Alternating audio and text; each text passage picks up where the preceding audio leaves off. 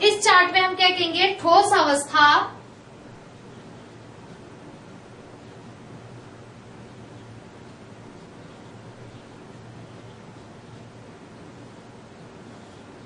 द्रव अवस्था में कैसे परिवर्तित हुई,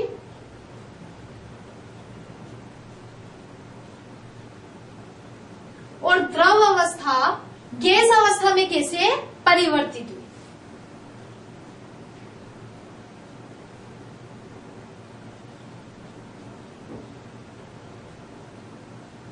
इसके लिए ठोस अवस्था को द्रव अवस्था में बदलने के लिए हमने क्या करा, ऊष्मा दी, यानी ऊष्मा का मतलब गर्म करा।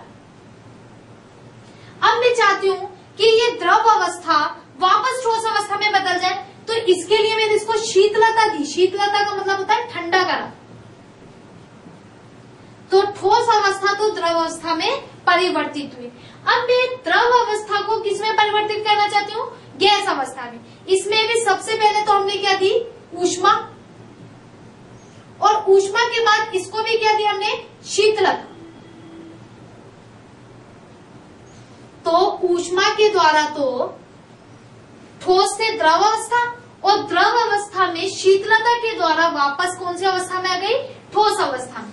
इसी तरह द्रव अवस्था ऊष्मा के द्वारा गैस अवस्था में, और गैस अवस्था शीतलता के द्वारा वापस किसमें, द्रव अवस्था में परिवर्तित हो गई। अब इस प्रयोग से हमें ये पता चलता है कि ऊर्ध्वपातन या गलनांक, क्वथनांक द्वारा हमने क्या करा, तापमान परिवर्तन करा। इसी तापमान परिवर्तन के कारण पदार्थ की अवस्थाओं में भी क्या हो गया, परिवर्तन। अब हम बात करते हैं दाब परिवर्तन का प्रभाव, यानी अभी तक तो हमने सिर्फ तापमान को ही क्या करा था, परिवर्तन। अब हम देखते हैं कि दाब के परिवर्तन करने से पदार्थ कितनी अवस्थाओं में परिवर्तित हो जाता है। तो दाब बढ़ाने पर क्या होता है, कणों में जो दाब बढ़ाने पर जो कणों का आकर्षण बल होता है वो क्या हो जाता है, कम हो जाता है। कम का मतलब होता है कि अगर हम गैसीय पदार्थ में दाब बढ़ा दिया जाए, यानी उस पर प्रेशर लगा दे, भार लगा दे, तो गैसीय अवस्था परिवर्तित हो जाती है द्रव्य अवस्था में, क्योंकि कण क्या आ जाते हैं, पास। अब द्रव्य अवस्था को में भी अगर हम दाब को और अत्यधिक कर दें तो ये द्रव अवस्था भी परिवर्तित हो जाती है ठोस अवस्था। यानी दाब बढ़ाने पर, भार बढ़ाने पर हम स्वतंत्र कणों को पास ला सकते हैं, और इन्हीं पास कणों को और अधिक पास लाने पर कौन सी अवस्था प्राप्त हो जाती है, ठोस अवस्था।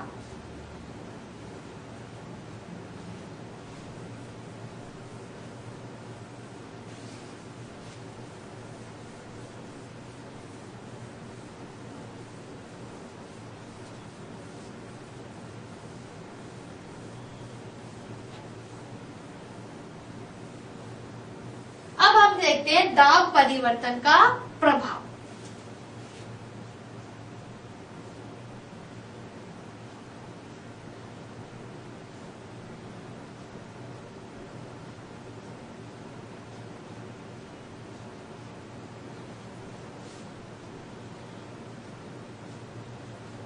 दाब परिवर्तन का प्रभाव। दाब परिवर्तन में हम क्या कहेंगे, दाब बढ़ाने पर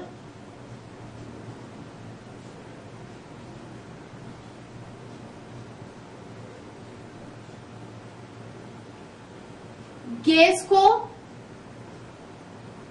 यानी अगर जैसे जैसे हमने दाब बढ़ाया तो सबसे पहले या तो गैस को ठोस में या ठोस को गैस में। दाब बढ़ाने पर ठोस को द्रव अवस्था में,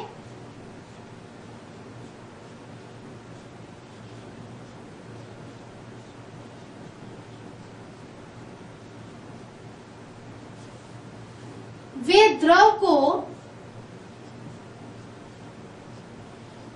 गैस अवस्था में परिवर्तित कर लिया जाता है।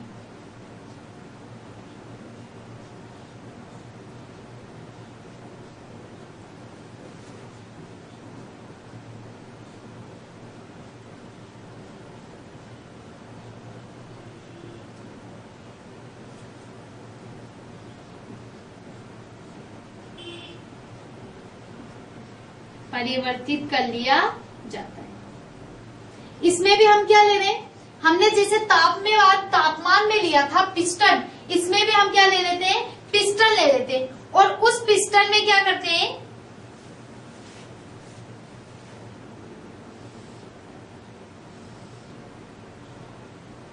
एक में तो हमने कौन सा पदार्थ ले लिए, ठोस पदार्थ, यानी इसमें तो मैंने क्या ले लिया, ठोस पदार्थ। अब इसी ठोस पदार्थ में मैंने क्या बढ़ाया, दाब। दाब बढ़ाने पर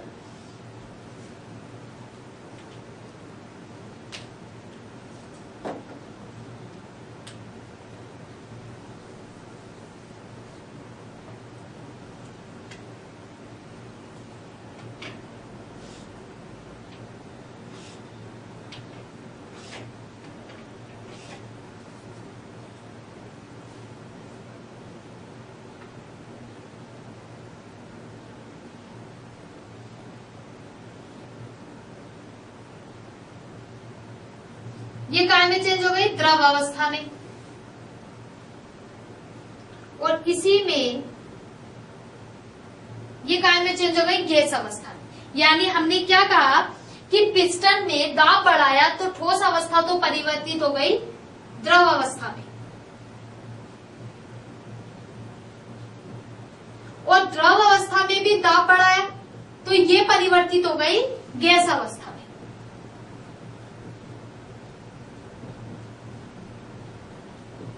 तो हम क्या निष्कर्ष निकाल सकते हैं कि किसी भी पदार्थ में दाब बढ़ाने पर भी पदार्थ की अवस्थाओं में परिवर्तन किया जा सकता है, यानी दाब और ताप दोनों ही पदार्थ में क्या होते हैं, समान होते हैं। अब हम देखते हैं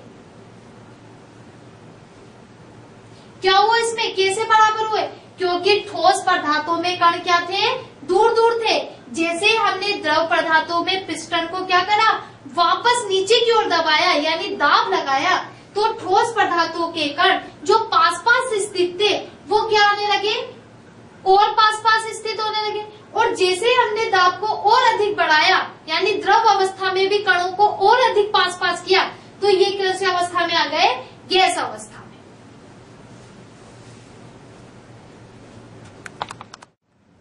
हम देखते हैं कि CO2 जो कार्बन डाइऑक्साइड थी, इसको एक अन्य नाम से जाना जाता है शुष्क बर्फ।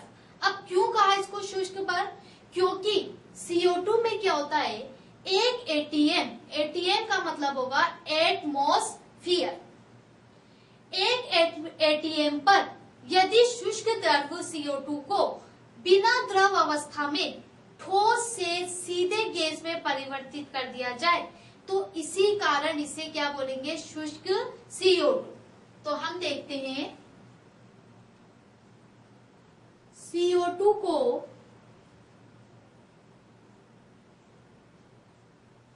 शुष्क बर्फ क्यों कहते हैं, कारण 1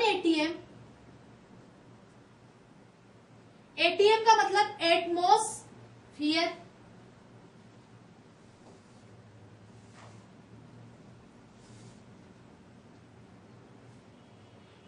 वन एटीएम पर ठोस CO2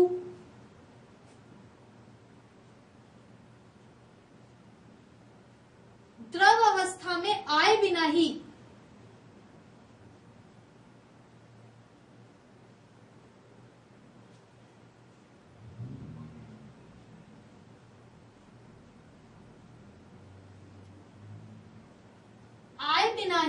सीधे गैस अवस्था का रूप ले लेती है।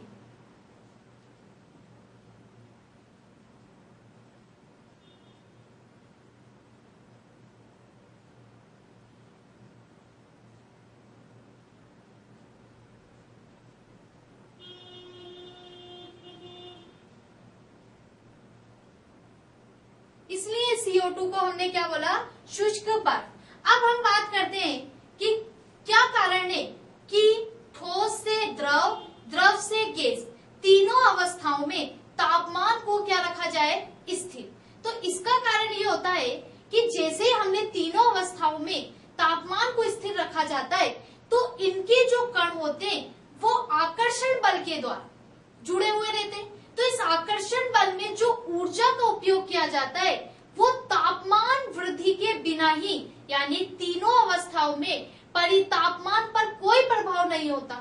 तापमान परिवर्तन के बिना ही किसका उपयोग कर लेते हैं, उस आकर्षण बल को तोड़ने या जोड़ने के लिए जो ऊष्मीय ऊर्जा उत्पन्न हुई थी उस ऊष्मीय ऊर्जा का क्या कर लेंगे, उपयोग। और इसे ही बोलते हैं गुप्त ऊष्मा। क्यों?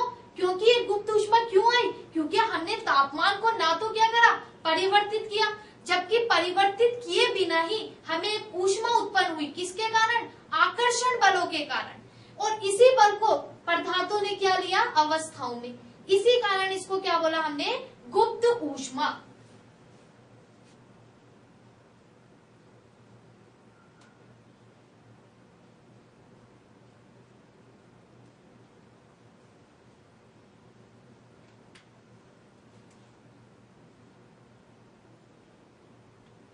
गुप्त ऊष्मा में क्या कहेंगे, तापमान परिवर्तन किए बिना ही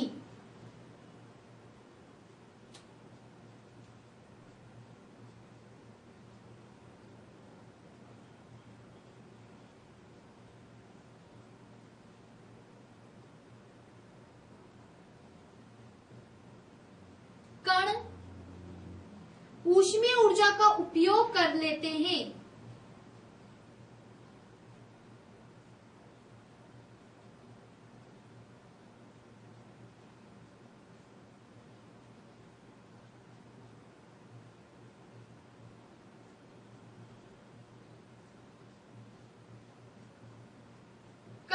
और इसी ऊष्मीय ऊर्जा को हमने कौन सी ऊष्मा कहा, गुप्त ऊष्मा। अब हम बात करते हैं कि केल्विन को सेल्सियस में कैसे बदलेंगे, यानी हमें कोई तापमान का मान केल्विन में दे रखा है, तो इस केल्विन को सेल्सियस में बदलने के लिए हम 273 को क्या कर देते हैं, माइनस। जैसे एग्जांपल, केल्विन को सेल्सियस में बदलना, डिग्री सेंटीग्रेड के रूप में प्रतिष्ठित करा जाता है इसको, सेल्सियस में बदलना।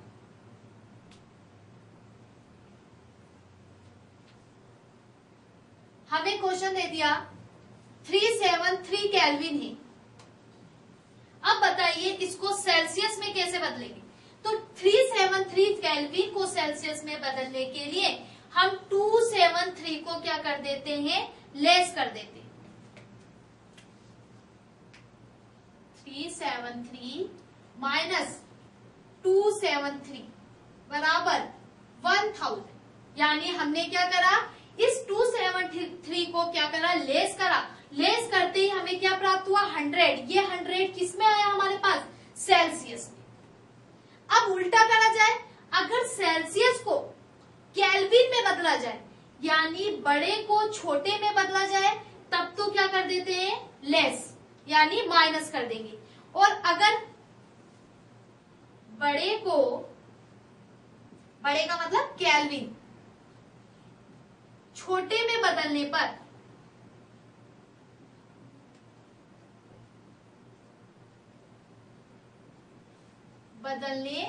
पर छोटे का मतलब डिग्री सेंटीग्रेड या सेल्सियस, -273 कर देते।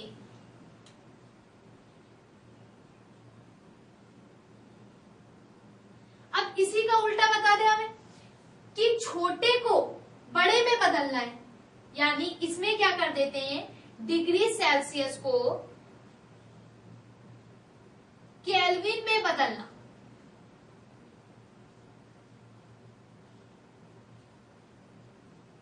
इसमें क्या करते हैं हम, डिग्री सेल्सियस में 273 क्या कर देते हैं, प्लस। 273 को क्या कर देंगे, प्लस। अब इसका प्रश्न कैसे पूछा जाता है एग्जाम में,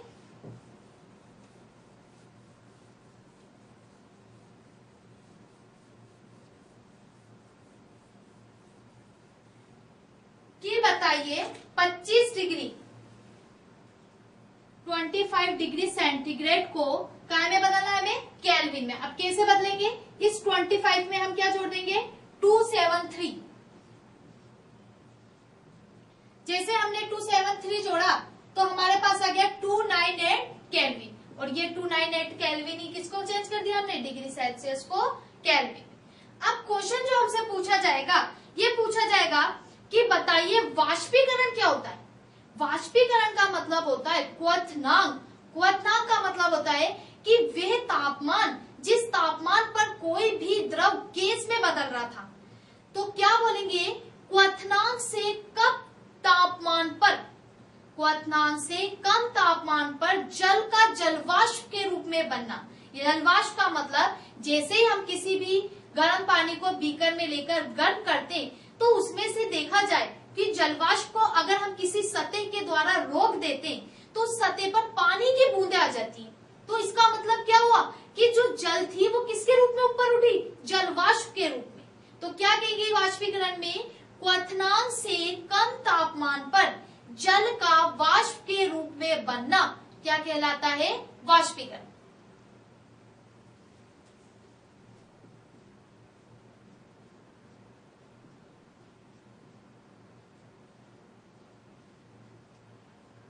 वाष्पीकरण क्वथनांक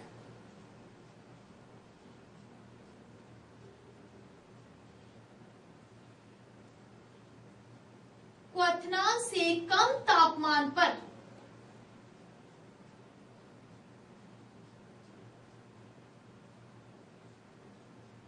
जल का जलवाष्प के रूप में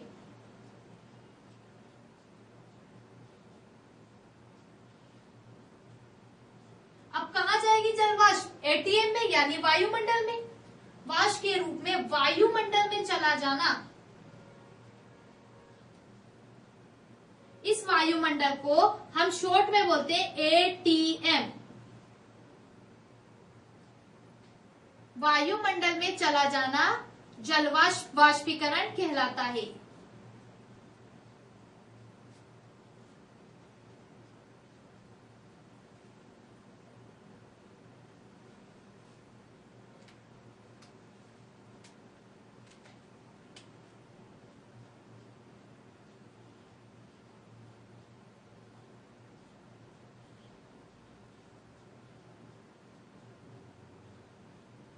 वाष्पीकरण कहलाता है। अब वाष्पीकरण से कई क्वेश्चन पूछे जाते हैं। कि पहला क्वेश्चन जो पूछेगा वो पूछेगा कि बताइए कपड़े, गीले कपड़े सूख क्यों जाते हैं। अब कारण क्यों सूखे, क्योंकि गीले कपड़ों पर कणों की जो सतह पर यानी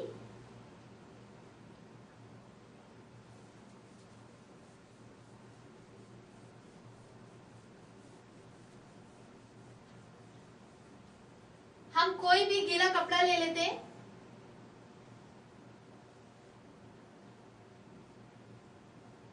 ये हमने गीला कपड़ा ले लिया। इस गीले कपड़े पर यहाँ पर जो जल के कण होते हैं यानी इन पर जल के कण आपस में आकर्षण बल के द्वारा जुड़े रहते हैं। अब हमने क्या कहा कि इस गीले कपड़े की सतह पर, सतह का मतलब ये जो बाहरी सतह है,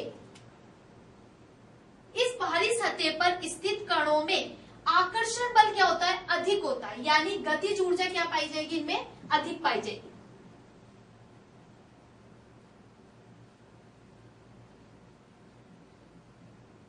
गतिज ऊर्जा कैसी पाई गई, अधिक पाई गई। जैसे गतिज ऊर्जा अधिक पाई गई तो ये कण क्या करेंगे, अपने पास वाले कणों के आकर्षण बल से क्या हो जाएंगे, मुक्त हो जाएंगे।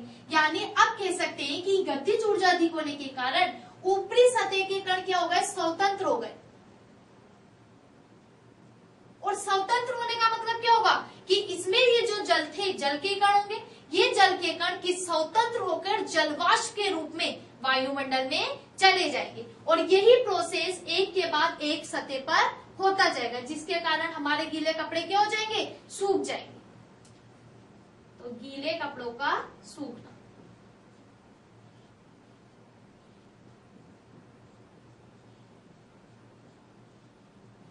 सूखना कारण क्यों होगा, क्योंकि सतही वाले, क्या बोलेंगे हम, सतह पर स्थित कणों में गतिज ऊर्जा अधिक होने के कारण ये पास वाले कणों के आकर्षण बल को, यानी कह सकते हैं इनके मध्य जो आकर्षण बल था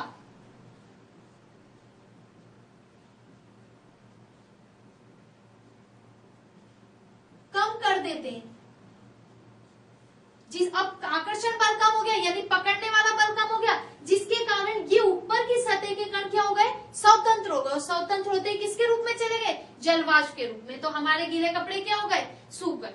इसी तरह दूसरा क्वेश्चन होता है कि बताइए घड़े का पानी ठंडा क्यों होता है। क्योंकि घड़े के पानी में क्या होता है, नीचे की सतह पर क्या होते हैं, रंध्र पाए जाते हैं। जैसे ही रंध्र पाए जाते हैं तो घड़े के अंदर का, घड़े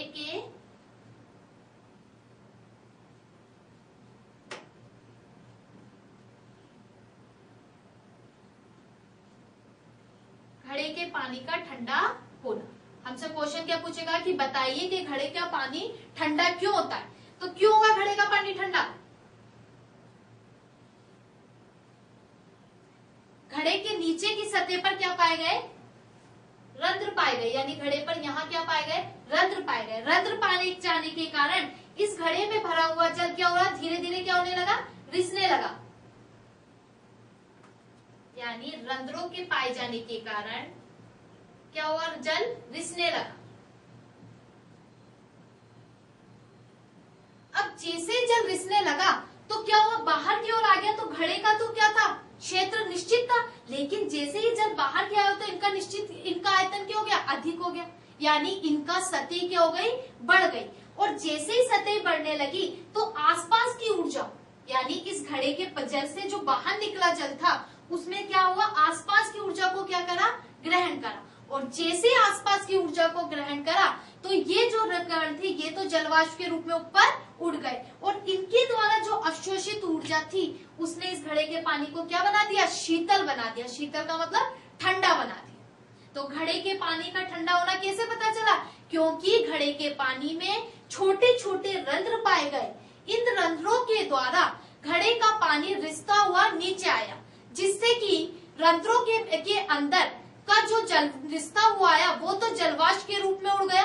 और आसपास का सतह क्षेत्र बढ़ने के कारण इसने ऊर्जा अवशोषित कर ली। और यही ऊर्जा अवशोषित करने के कारण यहाँ क्या हो गई, शीतलता।